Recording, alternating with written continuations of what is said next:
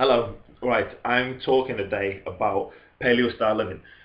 More specifically, I'm going to talk more about the diet side of things. The paleo diet is quite a big business at the moment.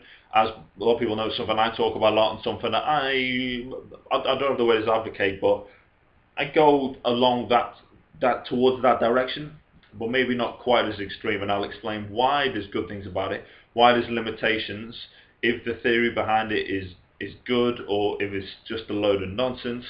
I'm going to talk about that and hopefully give you an idea of how you should approach it and whether you can take some of it and apply it to your life or completely take the whole thing and apply it to your life. So basically, what is it?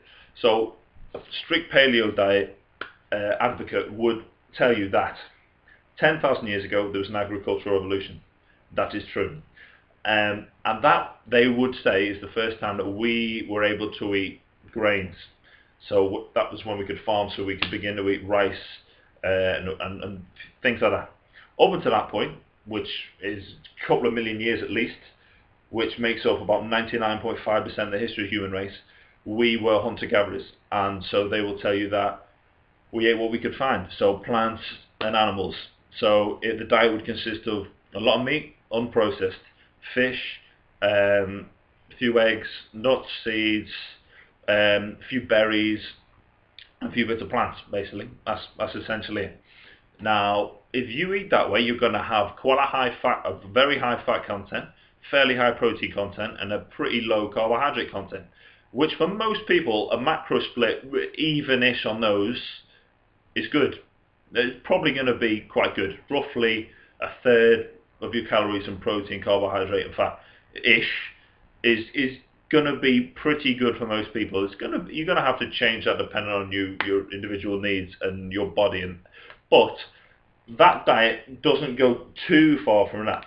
People will argue the carbohydrate content can be a little bit low, but it's a pretty healthy way to eat. It certainly is, right? And it's unlikely you're going to develop Western diseases, they call them, cancer, a lot of cancers. But heart disease risk will be lowered, diabetes risk will be severely lowered, things like this. The main things that kill us in the Western world. Now, it's a good way to eat. I eat quite like that, but there are problems, right? So, firstly, the theory behind it. There is evidence to suggest that we did eat some grains before the agricultural revolution 10,000 years ago. Wouldn't have been a huge amount. It wouldn't have been habitually a lot for a lot of the world, but there would have been some, more than likely. It would seem. Also, there's a lot of research to suggest that including a bit of dairy in your diet could be a good thing. Grains, that's a bit of a lottery, really. Refined grains, bad. I will almost certainly say that to you. Whole grains, unnecessary, can be used, and are. The thing is, they will keep your blood sugar under control more than refined grains. But basically, what you need to be doing really is trying to eat food that isn't heavily processed, and trying to eat food that will keep your blood sugar under control and supply your body with adequate nutrition. Therefore, plants and animals are the two best sources of that. And so largely paleo diet is good. But in the modern world where we live in a house and I have a toilet seat and I have a car and I'm wearing clothes, I'm not a caveman, am I? And so you've got to be realistic about it. Now, eating a lot of processed food and a lot of refined grains, it's not going to be good for your health.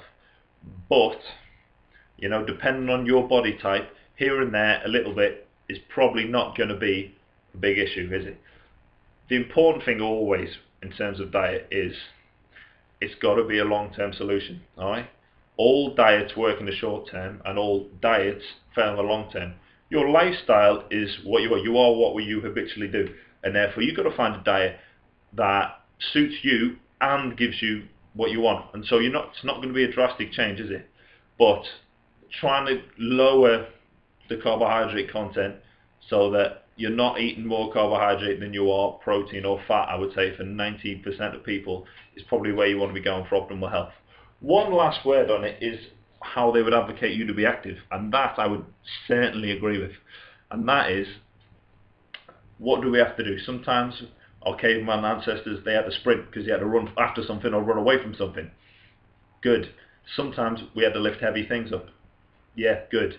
And then we just do a lot of low-level wandering around, so some habitual activity.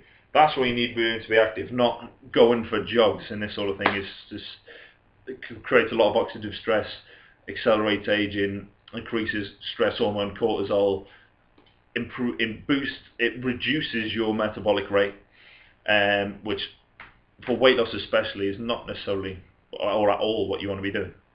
So in summary, lift some heavy things, sprint once in a while, try and be habitually active, and eat unprocessed food, and you will be happy as. Okay? Hope that's been useful. Go to chrisbellpt.com, Chris Bell Personal Trainer on Facebook for loads more information, meal ideas, tips every day. Any questions, please comment, contact me.